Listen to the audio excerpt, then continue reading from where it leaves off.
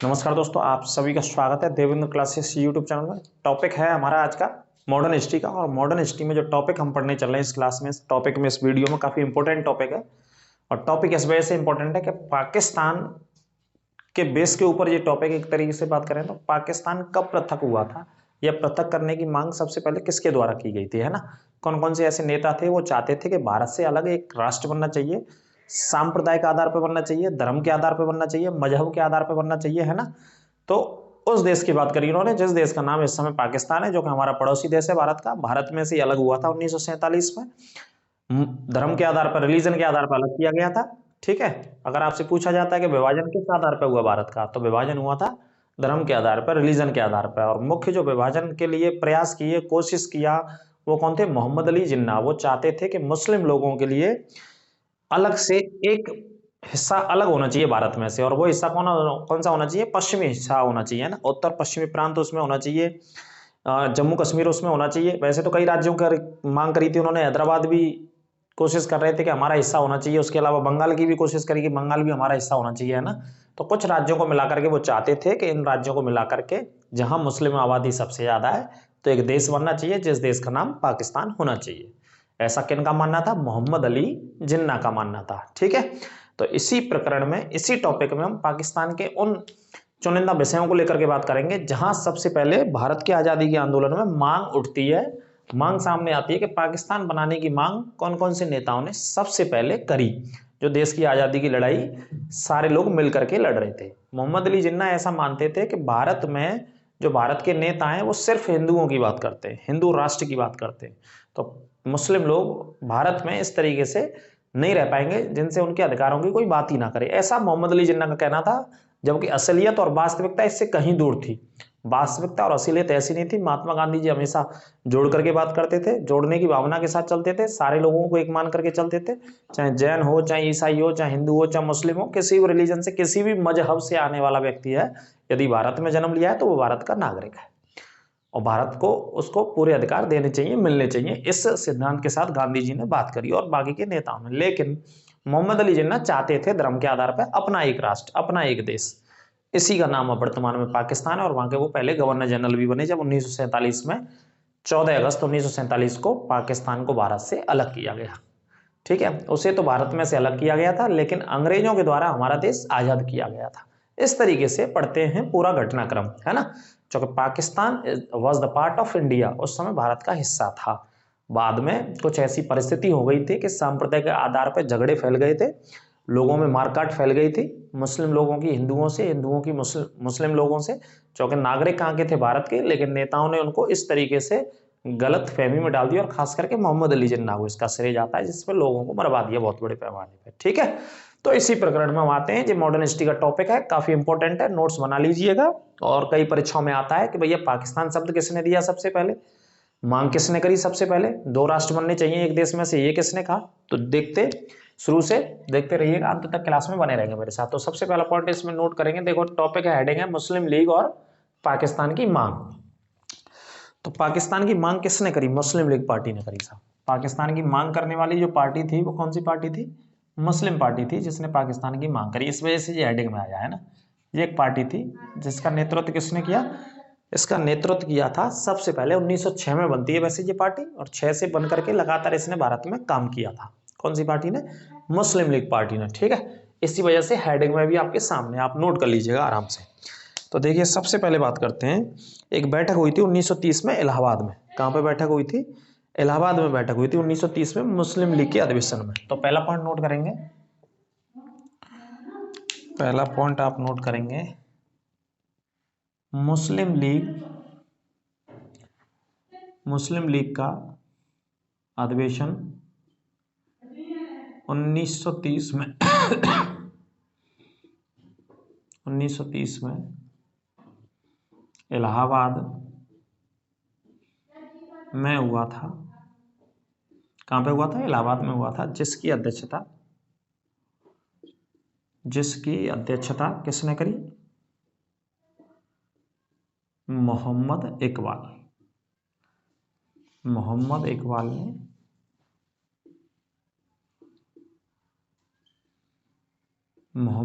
ने की थी। ठीक है, ये पॉइंट नोट कर लेना, क्यों लिखा है अभी बता रहे हैं। मुस्लिम लीग का एक अधिवेशन होता है, एक सम्मेलन होता है, जिसमें मुस्लिम पार्टी के जितने भी नेता थे भारत की आज़ादी के लिए लड़ रहे थे और अपने अधिकारों के लिए लड़ रहे थे, 30 में होता है, और ये कहाँ पे होता है, इलाहाबाद में। ठीक है, और इसकी अध्यक्षता कौन करते हैं, अंडरलाइन कर लेना, मोहम्मद इकबाल साहब इसकी अध्यक्षता करते हैं। तो इन्होंने मांग करी इस अधिवेशन में, एक राष्ट्र के लिए, एक देश के लिए। कब मांग करी जा रही है, 1930 में करी जा रही है, ध्यान रखिएगा इस अधिवेशन में। और कहाँ पे हो रही है जी मीटिंग, ये पार्टी, ये सम्मेलन 1930 का इलाहाबाद में, जो कि वर्तमान नाम क्या है, प्रयागराज। कहाँ पे स्थित है, संगम पर स्थित है। उत्तर प्रदेश का महत्वपूर्ण शहर है, जहां पे हाई कोर्ट स्थित है, जिसकी स्थापना 1866 में हुई। उत्तर प्रदेश का है ना, पूरे 25 करोड़ जनसंख्या का एक ही हाई कोर्ट है, और हाई कोर्ट कहाँ पे, इलाहाबाद में। तो यहाँ पे ये होता है। यहाँ पे होने के बाद इन्होंने मांग करी सबसे पहले कि एक देश बनना चाहिए, एक राष्ट्र बनना चाहिए, उसकी जो स्थिति होनी चाहिए वो उत्तर पश्चिम सीमा प्रांत की तरफ होना चाहिए। उस देश की स्थिति जो होनी चाहिए वो कहाँ पे होनी चाहिए, उत्तर पश्चिमी सीमा प्रांत का एक संगठित राज्य होना चाहिए, है ना। तो देखिए आगे लिखेंगे, मोहम्मद इकबाल ने कहा था मुस्लिम लोगों के लिए, मुस्लिम संप्रदाय के लोगों के लिए, मुस्लिम संप्रदाय के लिए एक मुस्लिम राष्ट्र होना चाहिए, ऐसा उन्होंने कहा इस अधिवेशन में। क्या राष्ट्र होना चाहिए, मुस्लिम लोगों के लिए राष्ट्र एक मुस्लिम राष्ट्र होना चाहिए, भारत में से होना चाहिए, ऐसा वो कह रहे थे सम्मेलन में, जिसकी स्थिति, सीमा रेखा लिख लेना या स्थिति लिख लेना, कोई दिक्कत नहीं, कहाँ पे होना चाहिए ऐसा बताना चाह रहा हूं मैं। इसकी स्थिति या सीमा कहाँ थी, कहाँ पे उन्होंने बताई इस राष्ट्र की। तो देखिए इसकी स्थिति या सीमा रेखा उत्तर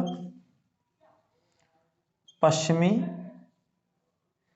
सीमा प्रांत, उत्तर पश्चिमी सीमा प्रांत में एक राष्ट्र होना चाहिए, ये उन्होंने हिस्सा भी बता दिया था अपने इस संबोधन में, अपने इस बैठक में, मीटिंग में, सम्मेलन में। किसने बता दिया था, मोहम्मद इकबाल जी ने। और कब बता दिया था, 1930 में। और अधिवेशन कहाँ पे हो रहा था, इलाहाबाद में। अध्यक्षता किसने करी, मोहम्मद इकबाल साहब। ठीक है, जिन्होंने इंकलाब जिंदाबाद जो नारा है उसको भी लिखा है इन्होंने। इंकलाब जिंदाबाद नामक नारे को किसने लिखा है, मोहम्मद इकबाल साहब ने। और दिया सबसे पहले था भगत सिंह जी ने। कब दिया, 8 अप्रैल 1929 को, लाहौर की, अंग्रेज उस समय बैठे थे विधानसभा में, असेंबली में, तो वहां जाके बटुकेश्वर दत्त और भगत सिंह ने बम फेंका और इंकलाब जिंदाबाद का नारा दिया। ठीक है, तो मोहम्मद इकबाल ने ये अपना संबोधन दिया कि भाई जो मुस्लिम कम्युनिटी है उसके लिए एक अलग राष्ट्र होना चाहिए, क्यों ना एक मुस्लिम राष्ट्र होना चाहिए, ऐसा उनका कहना था इस सम्मेलन में 1930 में। और स्थिति भी उन्होंने साफ कर दी, स्थिति कहाँ पे होना चाहिए अगर ये देश बन जाए तो, उत्तर पश्चिमी सीमा प्रांत जो है भारत का, वहां पर एक देश होना चाहिए, एक राष्ट्र होना चाहिए, एक अलग मुल्क होना चाहिए, अलग हिस्सा होना चाहिए, जिसमें मुस्लिम लोग ही रहेंगे और उनको प्रतिनिधित्व करने वाले रहेंगे। किसका मानना था, मोहम्मद इकबाल साहब का ये मानना था। इन्होंने 1930 के अधिवेशन में ये बात कही थी। ठीक है, आगे बात करते हैं 1933 से 35 के बीच में। अगला मुद्दा यहाँ पर आता है 1933 से 1935। ठीक है, 33 से 35 ये 2 साल का समय लिखा है मैंने, लेकिन इंपॉर्टेंट वर्ष इसमें 1933 है। 1933 से 35 में एक यूनिवर्सिटी लिख लेना, कैम्ब्रिज, कैम्ब्रिज विश्वविद्यालय के छात्र, विश्वविद्यालय के छात्र, कैम्ब्रिज विश्वविद्यालय के छात्र चौधरी रहमत अली, चौधरी रहमत अली ने, चौधरी रहमत अली ने क्या किया, विश्वविद्यालय के छात्र चौधरी रहमत अली ने पाकिस्तान नामक शब्द, इसे अंडरलाइन कर लेना भाई साहब, यही मोस्ट इंपोर्टेंट बात है। पाकिस्तान नामक शब्द सर्वप्रथम दिया था, सर्वप्रथम दिया था, है ना। प्रश्न भाई साहब यही पूछा जाता है कि भाई जो पाकिस्तान था, पाकिस्तान जो नाम आया वो देने वाला व्यक्ति कौन था, उस व्यक्ति का नाम बताइए। तो देने वाले व्यक्ति थे चौधरी रहमत अली, जो कि भारत के ही थे उस समय के। अविभाजित भारत की बात करेंगे तो भारत के थे। 33 से 35 के बीच में ये पढ़ाई कर रहे थे कैम्ब्रिज विश्वविद्यालय, जो कि विदेश में, कैम्ब्रिज विश्वविद्यालय में पढ़ाई कर रहे थे। तो वहां उन्होंने, चूंकि ये भी एक मुस्लिम थे, ये भी सपोर्ट करते थे उसी विचारधारा को, जिन्ना वाली विचारधारा, या मोहम्मद इकबाल या जो भी और लोग थे तो भारतीय, लेकिन वो चाह रहे थे कि देश हमारे लिए अलग बन जाए। ठीक है, तो 33 में आंसर ये हमेशा ये आता है, ये वर्ष नोट कर लेना आप। 33 से 35 अगर जानना चाह रहे हैं तो कौन सी आंसर लगाए 33। तो चौधरी रहमत अली वो व्यक्ति थे जिन्होंने सबसे पहले ये वाला शब्द दिया। कौन सा शब्द दिया? पाकिस्तान नामक शब्द सबसे पहले किसने दिया? चौधरी रहमत अली ने, है ना। इंग्लैंड में पढ़ाई कर रहे थे ये, तो यहां इन्होंने कल्पना की थी, है ना। आगे बात करते हैं। देखिए जो कल्पना करी उन्होंने कहा कि कौन कौन से राज्य होने चाहिए पाकिस्तान बनने के लिए। सिंध होना चाहिए इसमें, बलूचिस्तान नामक राज्य होना चाहिए, कश्मीर होना चाहिए, ठीक है। ये पार्ट किसके होने चाहिए? पाकिस्तान के ये पार्ट होने चाहिए, ऐसा उन्होंने कल्पना करी, है ना। पंजाब होना चाहिए, अफगान प्रांत, पंजाब और अफगान प्रांत को मिलाकर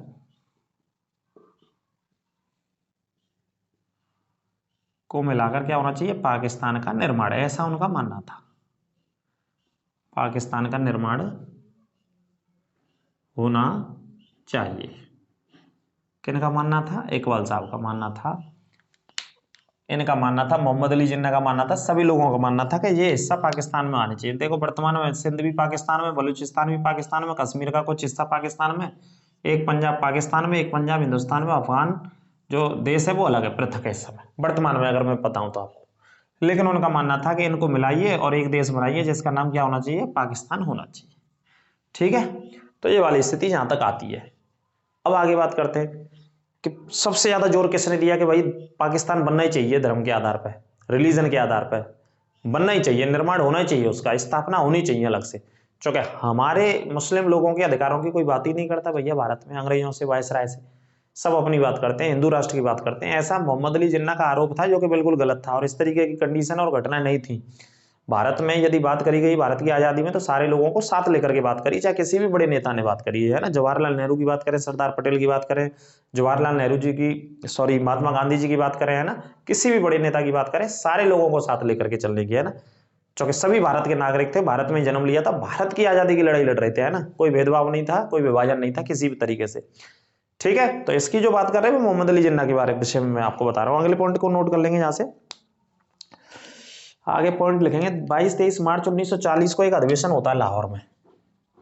22 और 23 मार्च, 2 दिन तक, मार्च के महीने में 1940 को लाहौर में क्या हुआ? अधिवेशन। लाहौर में कौन सी पार्टी का? मुस्लिम लीग का। मुस्लिम लीग का अधिवेशन हुआ था, ठीक है। किसका अधिवेशन होता है? मुस्लिम लीग का अधिवेशन हुआ था भाई साहब। और जब मुस्लिम लीग का अधिवेशन हुआ लाहौर में, कब होता है? 1940 में, ये इंपॉर्टेंट बात है, और लाहौर ये अंडरलाइन कर लेना। अधिवेशन हुआ था जिसकी अध्यक्षता किसने करी? मोहम्मद अली जिन्ना ने। जिसकी अध्यक्षता मोहम्मद अली जिन्ना ने की थी,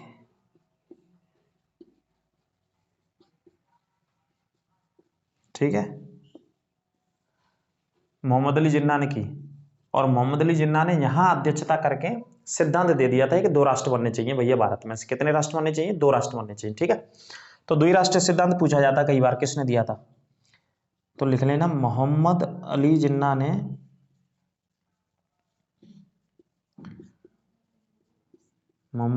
ने द्विराष्ट्र सिद्धांत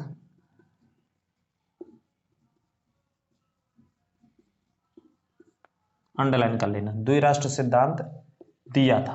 कहां दिया था? लाहौर अधिवेशन में दिया था। द्विराष्ट्र समझ रहे हैं? मतलब कितने राष्ट्र बनने चाहिए भारत में से? किसने कहा? ये मोहम्मद अली जिन्ना ने। अंडरलाइन कर लेना इस पॉइंट को, द्विराष्ट्र सिद्धांत दिया, 2 राष्ट्र बनने चाहिए भैया, है ना।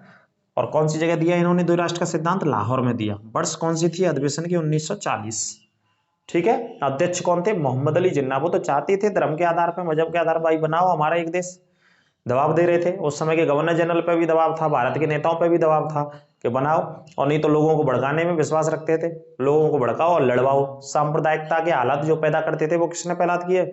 मोहम्मद अली जिन्ना ने पैदा किए। सबसे ज्यादा लोगों को भड़काया, खासतौर पर मुस्लिम अपने लोगों को, है ना। तो उनको आपस में लड़वा दिया, भारत के लोगों को भारत के लोगों से लड़वा दिया। किसने? अपने स्वार्थ के लिए, मोहम्मद अली जिन्ना ने, जबकि ऐसा इस तरीके की कंडीशंस नहीं थी उस समय भारत में। ठीक है, तो द्वि राष्ट्र का सिद्धांत दे दिया कि भाई अब तो एक देश एक राष्ट्र हमें बनाना ही बनाना है, इसका निर्माण करना ही करना है। ठीक है, तो पृथक पाकिस्तान की मांग को पहली बार जब इन्होंने यहां से सिद्धांत दे दिया, तो अगला पॉइंट लिख लेंगे पृथक पाकिस्तान, जो अलग पाकिस्तान की मांग कर रहे थे। पृथक पाकिस्तान की मांग को पहली बार पृथक पाकिस्तान की मांग को पहली बार आंशिक रूप से सहमति मिली, थोड़ी बहुत सहमति दे दी कि चलो भाई विचार करते हैं, गौर करते हैं। आंशिक रूप से 1942 के क्रिप्स मिशन में सहमति दी गई। क्रिप्स मिशन में सहमति दी गई। कब दी गई? 1942 में। इससे अंडरलाइन कर लेना। ठीक है, पृथक पाकिस्तान की मांग पहली बार आंशिक रूप से मानी गई कि हाँ भाई विचार करते हैं। जो ब्रिटिश सरकार के द्वारा माना गया, कौन सी मिशन के समय? 1942 में क्रिप्स मिशन आया था। क्रिप्स मिशन किसके नाम से आया था? स्टैफर्ड क्रिप्स के नाम से। एक अंग्रेज व्यक्ति था जिसका नाम स्टैफर्ड क्रिप्स था। मार्च 1942 में संवैधानिक सुधारों को लेकर के जो भारत में आया था, तो इसने थोड़े बहुत स्तर पर कह दिया था कि पाकिस्तान जो आप बनाना चाह रहे हैं, जिन हिस्सों को लेकर के पाकिस्तान बनाना चाह रहे हैं, जिसमें अफगान होना चाहिए, पाकिस्तान होना चाहिए, कश्मीर होना चाहिए, बलूचिस्तान होना चाहिए और सिंध होना चाहिए, इस पर हम लोग विचार करते हैं, है ना। यहां भी विचार करते हैं और बाद में इंग्लैंड में विचार किया जाएगा, उसके बाद हम निर्णय लेंगे। ठीक है, तो आंशिक रूप से यहाँ पे ये बात करी गई मोहम्मद अली जिन्ना के किन पर? प्रस्तावों पर। ठीक है, ये पॉइंट आपको याद रखना है। और सरकार की तो बांटो और राज करो की नीति आपको पता ही है। और ब्रिटिश सरकार क्या चाहती थी हमेशा? भाई पॉइंट यहां नोट कर लेंगे डायरेक्ट सीधा, कोई दिक्कत नहीं है। अंग्रेजों की जो नीति थी वो कौन सी थी? फूट डालो और राज करो, वो तो हमेशा चाहते थे। फूट डालो और राज करो की नीति हमेशा प्रचलित रही उनकी, तो वो तो ये चाह रहे थे, उन्होंने संरक्षण भी दिया इसको। वो तो चाह रहे थे कि ये तो सही कर रहा है मोहम्मद अली जिन्ना, और मौका मिल जाता उनको देश पे शासन करने का एक लंबे समय तक। नेताओं में क्या करते रहो? फूट डालते रहिए और लंबे समय तक क्या करते रहिए? राज करते रहिए, भारत पर शासन करते रहिए। किसकी पॉलिसी थी? ये ब्रिटिश सरकार की पॉलिसी थी, जो भी लंबे समय तक हमारे देश में शासन किया अंग्रेजों ने। ठीक है, तो इसी और इससे पहले अगर मैं आपको उदाहरण बताऊं तो आपको बताइए 1909 आपने पढ़ाई है, मार्लिमेंटो सुधार एक पढ़ाया था मैंने 1909 में। उसमें मुस्लिम लोगों के लिए अलग से वोट डालने की व्यवस्था कर दी, अलग से चुनाव लड़ने की व्यवस्था कर दी। चुनाव होंगे, वोट होंगे, तो मुस्लिम व्यक्ति मुस्लिम को ही वोट देगा, है ना। तो वो तो चाह ही रहे थे कि भारत को विभाजन हो, भारत के लोगों का विभाजन हो, हर संप्रदाय के आधार पर विभाजन हो, जैन धर्म वालों का, ईसाई का, बौद्धिज्म का, हिंदुओं का, मुस्लिम का, सबका, है ना। तो इसी वजह से उनकी नीति रही फूट डालो और राज करो की नीति रही। तो इसको बढ़ावा दिया उन्होंने। किसको बढ़ावा दिया? जो मोहम्मद अली जिन्ना ने इसकी मांग कर रहा था। मोहम्मद अली जिन्ना किसकी मांग कर रहा है? द्विराष्ट्र। द्विराष्ट्र का मतलब है यहाँ पे दो राष्ट्र बनाना। द्विराष्ट्र बोले तो दो राष्ट्र, और दो राष्ट्र समझ गए आप। भारत तो है ही एक, और वो चाह रहे थे कि एक राष्ट्र और बनना चाहिए, उस राष्ट्र का नाम पाकिस्तान होना चाहिए। द्विराष्ट्र सिद्धांत देने वाला कौन था? मोहम्मद अली जिन्ना। तो ये था इसमें टॉपिक मुस्लिम लीग और पाकिस्तान की मांग। पाकिस्तान की मांग कहां से शुरू होती है? भारत में, है ना, स्थापित होने के लिए और पाकिस्तान बनाने के लिए। ठीक है, फिर आगे 42 के बाद जैसे जैसे देश की व्यवस्था आगे बढ़ती है, भारत छोड़ो आंदोलन चलाया गया, क्विट इंडिया मूवमेंट बहुत बड़े पैमाने पर, है ना। फिर उसके बाद 43, 44, 45 इन वर्षों में भी अलग अलग कमीशन आते हैं ब्रिटिश सरकार के द्वारा कि भारत में किस तरीके से स्थायी सरकार की स्थापना करी जाए, संविधान को लागू किया जाए, संवैधानिक सुधार लागू किए जाए, डोमिनियन स्टेट का दर्जा दिया जाए। इस तरीके से अलग अलग समय पे अंग्रेजों ने कोशिश करी, है ना। वो चाहते थे कि कुछ ना कुछ हद तक भारत के लोगों को शासन में जवाबदेही दे दो और बाकी का शासन हम करते रहेंगे। यहाँ से वायसराय करेगा हमारा, या इंग्लैंड में बैठी हुई कोई रानी या राजा या जो भी वंश के आधार पर वहां व्यवस्था चलती है वो लोग करेंगे। ऐसा ब्रिटिश सरकार हमेशा चाहती थी, लेकिन सरकार पे दबाव था और भी देशों ने जवाब दिया। 1946-47 जैसी सेकेंड वर्ल्ड वॉर खत्म हुआ, 1945 में दूसरा विश्व युद्ध खत्म हुआ, तो उसके बाद अगर बात करें तो चाइना की, अमेरिका की, रसिया की, ऑस्ट्रिया की, इन देशों ने मिलकर के दबाव दिया अंग्रेजों के ऊपर कि भारत को जल्द से जल्द आजादी भी किया जाए। एक वो भी दबाव था, और एक इधर ये भी बहुत बड़ा दबाव था कि भारत में बहुत बड़े पैमाने पे एक आंदोलन चलाया गया, जिसे अगले टॉपिक में आपको पढ़ाएंगे बहुत अच्छे से डिटेल में, कोई भी क्वेश्चन बाहर नहीं जाएगा। और आंदोलन का नाम आता है 1942 का भारत छोड़ो आंदोलन पढ़ाएंगे, क्विट इंडिया मूवमेंट, अंग्रेजों भारत छोड़ो, ये पूरा आंदोलन था, है ना।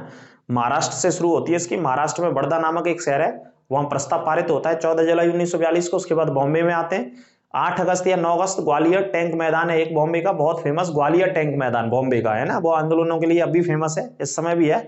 तो वहां से गांधी जी के द्वारा इस आंदोलन को पूरे देश में शुरू कर दिया गया। और जो बड़े नेता थे, चोटी के नेता थे, जवाहरलाल नेहरू जी की बात करूं, डॉक्टर राजेंद्र प्रसाद की बात करूं, जयप्रकाश नारायण की बात करूं, महात्मा गांधी जी की बात करूं, इन नेताओं को शुरुआत में गिरफ्तार कर लिया गया स्टार्टिंग में, क्योंकि इनसे सबसे ज्यादा खतरा थे। अगर ये नेता आसपास के राज्यों में जाएंगे तो लोगों को जोड़ेंगे, लोगों को इकट्ठा करेंगे और ब्रिटिश सरकार का विरोध करेंगे बहुत बड़े पैमाने। विरोध ही नहीं करना था, अब तो आर पार की लड़ाई करनी थी 1942 में, है ना।